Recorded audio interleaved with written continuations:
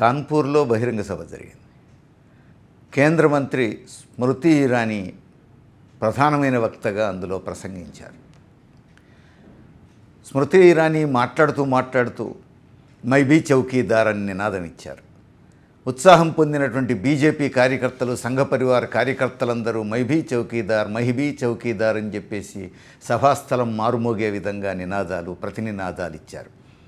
ఈ సందట్లో ఒక పెద్ద ఆవు జనం మీద పడ్డది. ఆవు జనం మీద పడడంతో ఈ చౌకీదారులందరూ పరారు. స్మృతి ఇరానీ ఎక్కడో మూల దాక్కున్నారు. చౌకీదార్, మై బీ చౌకీదార్ అన్న వాళ్ళందరూ పరారయ్యారు. ఆవు మాత్రం జనం మీద పడి తొక్కిసలాటలో వందలాది మంది గాయపడ్డారు. ఈ చౌకీదారులు ఏమయ్యారు? ఆవు మాత్రం గాయపరిచింది. ఏమైనా ఇది చిన్న విషయం. ఇంతకంటే పెద్ద విషయం మన ముందున్నది. మన ప్రధానమంత్రి నేను చౌకీదార్ అంటున్నారు. ఈ మధ్య మై బీ చౌకీదార్ అన్నారు. ప్రధానమంత్రి మై బీ చౌకీదార్ అంటే కేంద్ర మంత్రులందరూ మై బీ చౌకీదార్ అంటే మై బీ చౌకీదార్ అని చెప్పేసి అంటున్నారు. ఇంతమంది చౌకీదారులు ఉండగా ఈ దేశం నుంచి వేల కోట్ల రూపాయలు కొల్లగొట్టినటువంటి దొంగలు రహదారుల్లోంచే ఎట్లా పారిపోతున్నారు అనేది ఇప్పుడు సమస్య. వాళ్ళేమి దొడ్డిదారిన పారిపోవట్లేదు. 16,000 కోట్ల రూపాయలు కొల్లగొట్టినటువంటి విజయ్ మాల్యా రహదారిలోనే, విమానంలోనే పారిపోయారు. 14,000 కోట్ల రూపాయలు కుంభకోణంతో నీరవ్ మోడీ కూడా అట్లనే పారిపోయాడు. అనేక నేరాలకు బాధ్యత వహించాల్సినటువంటి లలిత్ మోడీ కూడా అట్లనే పారిపోయాడు.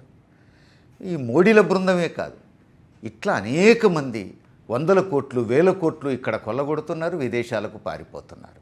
ఇది ఎట్లా సాధ్యమవుతున్నది?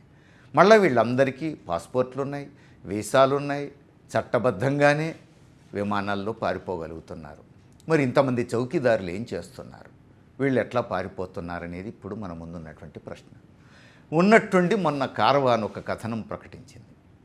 ఒక జాతీయ ప్రముఖ ఇంగ్లీష్ పత్రిక కారవాన్. ఏమంటున్నది కారవాన్?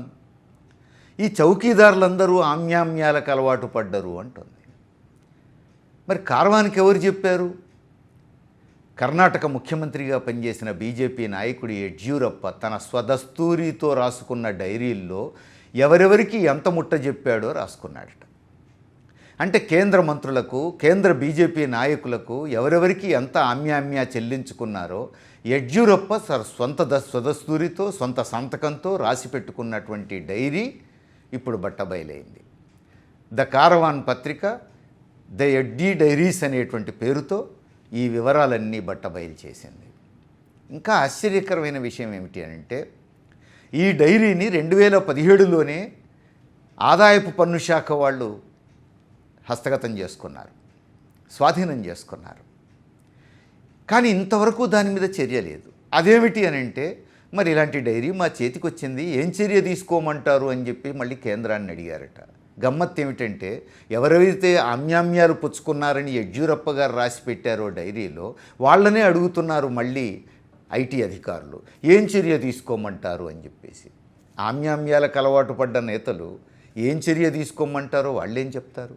తమ మీద తామే చర్య తీసుకోమని చెప్పేసి అనేంత నిజాయితీతో ఉన్నారా? ఉంటే ఈ ఆమ్యామ్యాలు ఎందుకు ఆశపడతారు? ఈ ఆమ్యామ్యాలు అని అంటే మామూలు ఆమ్యామ్యాలు కాదండి. ఏదో బఠానీలు, పల్లీలు, పుట్నాలు పెట్టినవి కాదు. అరుణ్ జైట్లీకి 150 కోట్లు ఇచ్చారట. రాజ్నాథ్ సింగ్కు 100 కోట్లు ఇచ్చారట. నితిన్ గడ్కరీకి 150 కోట్లు ఇచ్చారట. అద్వానీకి 50 కోట్లు అంటున్నారు. మురళీ మనోహర్ జోషికి 50 కోట్లు అంటున్నారు. ఇట్లా చిట్టా మొత్తం చూస్తే 1800 కోట్ల రూపాయల ముడుపులు ముట్ట చెప్పారట. యడ్యూరప్ప గారు ఎట్లా ముట్ట చెప్పగలిగారు అంటే మనందరికీ తెలిసిన విషయమే. ఆయన ముఖ్యమంత్రిగా ఉన్నప్పుడు, కర్ణాటక ముఖ్యమంత్రిగా ఉన్నప్పుడు వేల కోట్ల కుంభకోణాలు బయటపడ్డాయి. ఆయన రాష్ట్రాన్ని కొల్లగొట్టారు అని చెప్పేసి అనేక కేసుల్లో బయటపడింది. ఆ పరిస్థితుల్లోనే ఆయన ముఖ్యమంత్రిగా రాజీనామా చేసుకోవాల్సి వచ్చింది. బీజేపీ కూడా బహిష్కరించింది. ఆయన వేరే పార్టీ కూడా పెట్టుకున్నాడు. మళ్ళా ఏం జరిగిందో, ఆయన మళ్ళీ బీజేపీలోకి వచ్చారు, బీజేపీ నాయకుడయ్యారు. గత ఎన్నికల్లో ముఖ్యమంత్రి అభ్యర్థిగా ఆయనే ముందుకొచ్చారు. ఆయన తప్పు చేశాడు, బహిష్కరించారు అని బీజేపీ నాయకులు చెప్పదలిస్తే ఆయన ఇప్పుడు సరిదిద్దుకున్నాడు, అందుకే తీసుకున్నాము అని అనాలి. లేదు బీజేపీ కేంద్ర నాయకత్వం తప్పు చేసింది, నేను ఏ తప్పు చేయకపోయినా నన్ను అన్యాయంగా తొలగించారు, ఇప్పుడు వాళ్ళ తప్పును అర్థం చేసుకున్నారు, సరిదిద్దుకున్నారు, అందుకే నన్ను మళ్ళీ తీసుకున్నారు బీజేపీలోకి అని యడ్యూరప్పన్న చెప్పాలి. యడ్యూరప్ప నోరిప్పలేదు, కేంద్ర నాయకులు నోరిప్పలేదు, ఎందుకు పోయాడో బయటికి తెలియదు, ఎందుకు వేరే పార్టీ పెట్టాడో తెలియదు, అది రద్దు చేసుకొని మళ్ళీ బీజేపీలోకి ఎందుకు వచ్చాడో తెలియదు. జనం అందరూ ముక్కు మీద వేలేసుకొని చూస్తున్నటువంటి పరిస్థితుల్లో ఎడ్డీ డైరీస్ బయటపడ్డాయి. అంటే యడ్యూరప్ప తన స్వతస్తూరితో రాసినటువంటి డైరీలో, తాను సంతకం చేసి రాసుకున్నటువంటి డైరీలో 1800 కోట్ల రూపాయలు కేంద్ర బీజేపీ నాయకులకు, కేంద్ర మంత్రులకు ముడుపులుగా ముట్టజెప్పాను అని చెప్పేసి రాసుకున్నారు. ఓహో, ఇదే అసలు కథ అని చెప్పేసి అందరూ ముక్కు మీద వేలేసుకునేటువంటి పరిస్థితి. చౌకీదారులంతా అమ్యామ్యాలకు అలవాటు పడితే వేసిన డోరు వేసినట్టే ఉంటుంది, వేసిన తాళం వేసినట్టే ఉంటుంది, లోపల సరుకు బయటికి పోతుంది, దొంగ తప్పించుకొని పోగలుగుతాడు. ఇది సహజమే కదా. చౌకీదారు అమ్యామ్యాలకు అలవాటు పడ్డ తర్వాత ఇంకా దొంగలు పారిపోకపోతే దొరుకుతారా మనకు? మనం పట్టుకోగలుగుతామా?